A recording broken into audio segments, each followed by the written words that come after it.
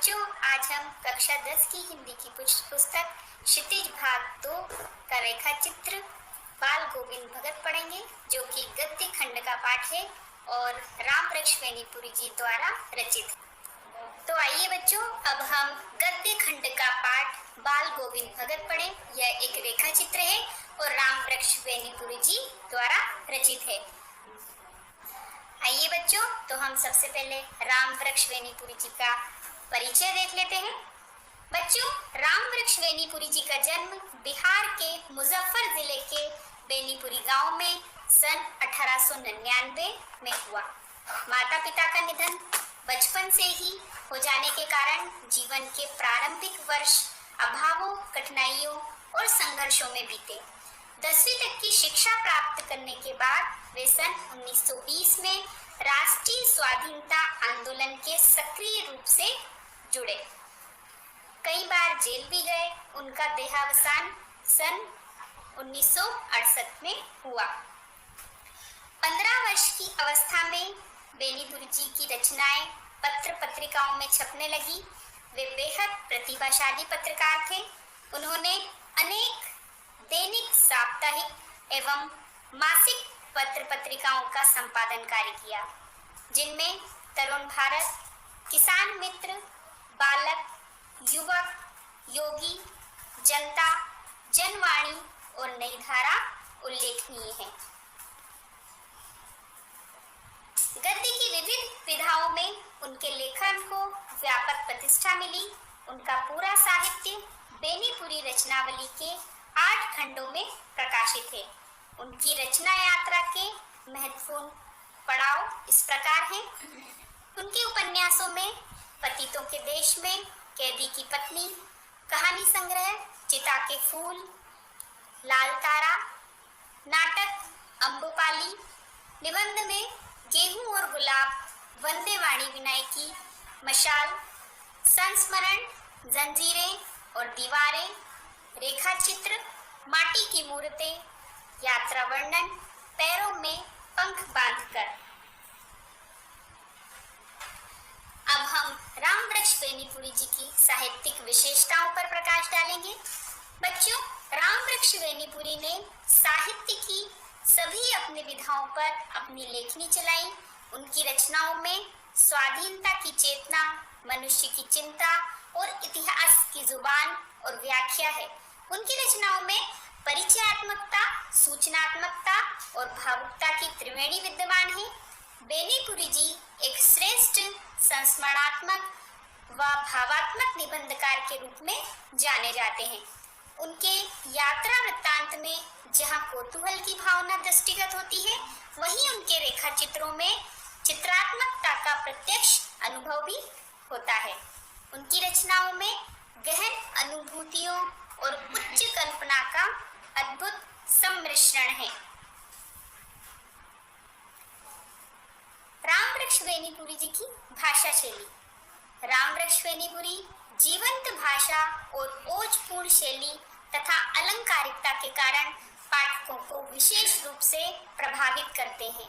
शैली की विशिष्टता के कारण ही उन्हें कलम का जादूगर भी कहा जाता है। बेनीपुरी जी की भाषा में सरलता, सुबोधता तथा ओज गुण की प्रधानता है। उनकी भाषा की खास विशेषता छोटे छोटे वाक्यों में शब्दों का सटीक प्रयोग है।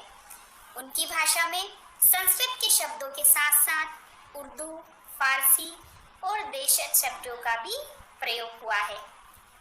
जैसे तत्सम शब्दों के अंतर्गत प्रेरणा, गर्वोन्नत, घृणास्पद, पंक्तिबद्ध, निस्तब्धता, आवृत आदि। उर्दू के शब्दों में जोश, हमेशा, खामखा, चीज, मुसाफिर, जरा, वक्त आदि। देशज शब्दों में पालागन, तेलिया मसान, भगत, पतोहू, रोपनी, मेड़, पेवा आदि।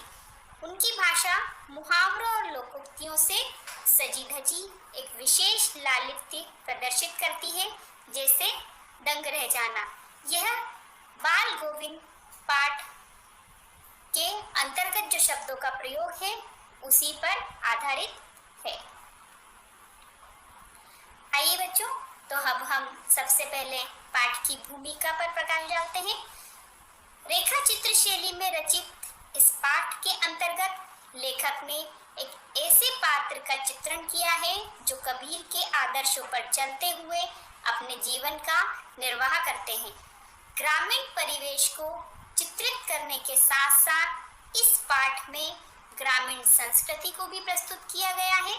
बाल गोविंद भगत के बाहरी व्यक्तित्व से भी यह भी बताने का प्रयास किया गया है कि सन्यासी जीवन का आधार बाह्य व्यक्तित्व ही नहीं अपितु मानवीय सरोकार भी होता है।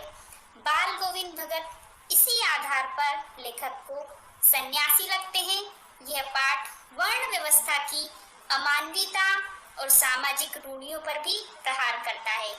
इस रेखा चित्र की एक विशेषता यह है कि बाल गोविंद भगत के माध्यम से ग्रामीण जीवन की सजीव झांकी देखने को मिलती है।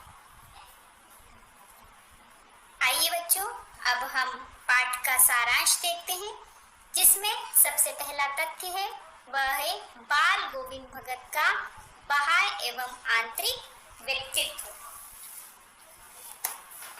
बाल गोविंद भगत लगभग 60 वर्ष के मझोले कद के गोरे चिट्टे व्यक्ति थे।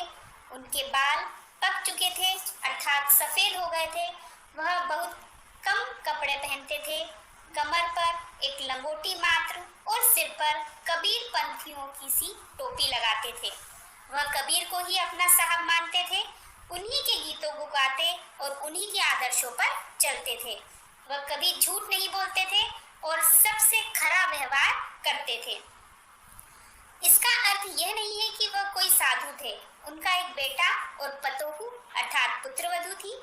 थोड़ी सी खेती-बाड़ी, एक साफ सुथरा मकान था। उनका सबसे बड़ा गुण उनका मधुर कंठ और कबीर के प्रति अगाध श्रद्धा एवं प्रेम था।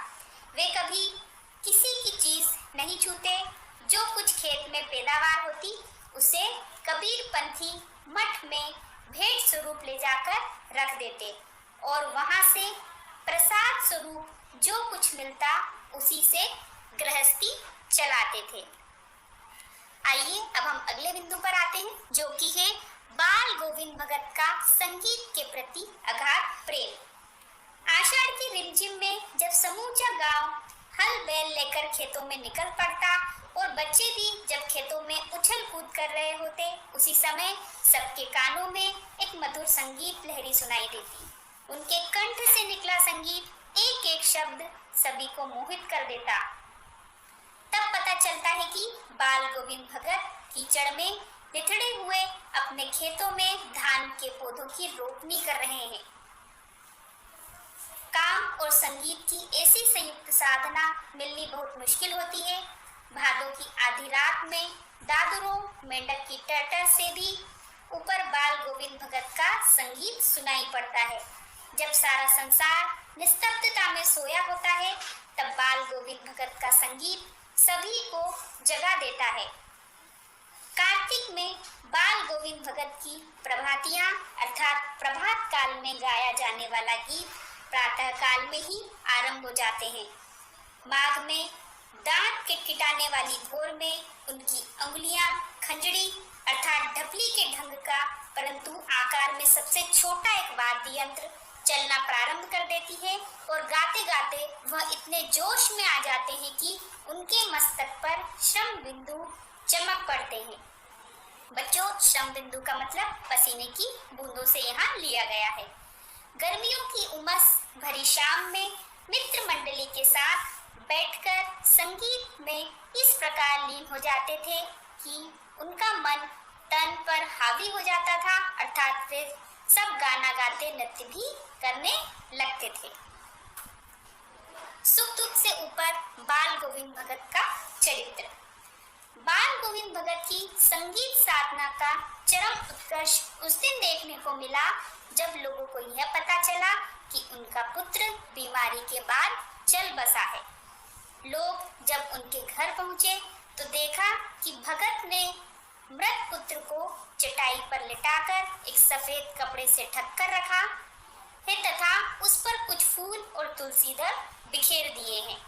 उनके सिरहाने पर चिराग जलाकर आसन जमाए हुए गीत गाए जा रहे हैं।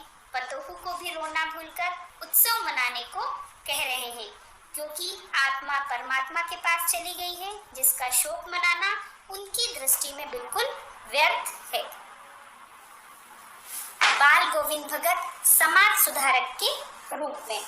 बच्चों, बाल गोविंद भगत कोई समाज सुधारक नहीं थे, किंतु अपने घर में उन्होंने समाज सुधारकों जैसा कार्य किया।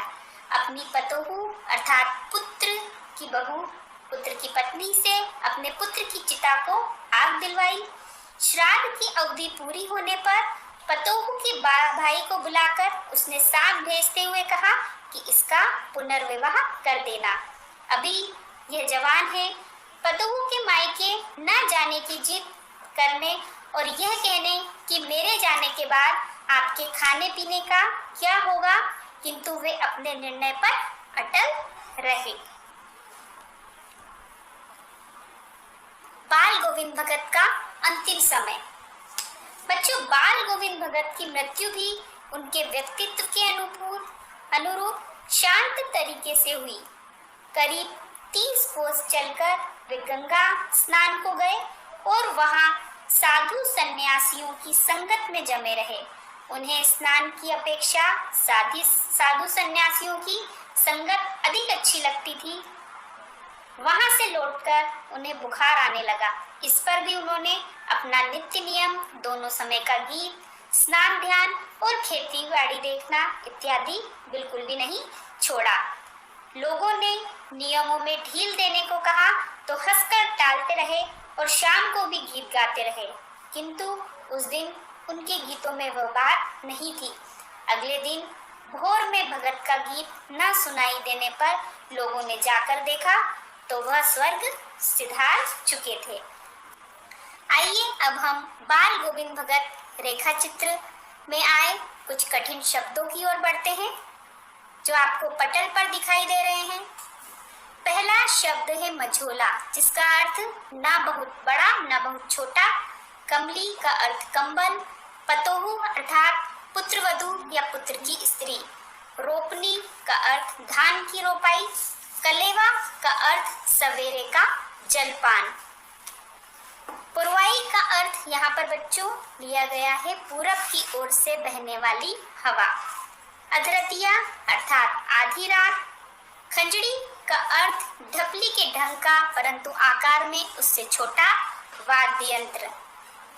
निस्तब्धता अर्थात सन्नाटा। लोही का मतलब प्रातः काल की लालिमा। कुहासा का मतलब कोहरा। आवृत अर्थात ढका हुआ या आच्छादित भी आप इसको कह सकते हैं। कुश का मतलब यहाँ एक प्रकार की नुकीली घास। बोदा का अर्थ कम बुद्धि वाला। संबल अर्थात सहारा। तो ये इस पाठ के कुछ कठिन शब्द थे बच्चों। इनको आप अपनी अभ्यास पुस्तिका में लिखेंगे और इनके अर्थ भी याद करेंगे।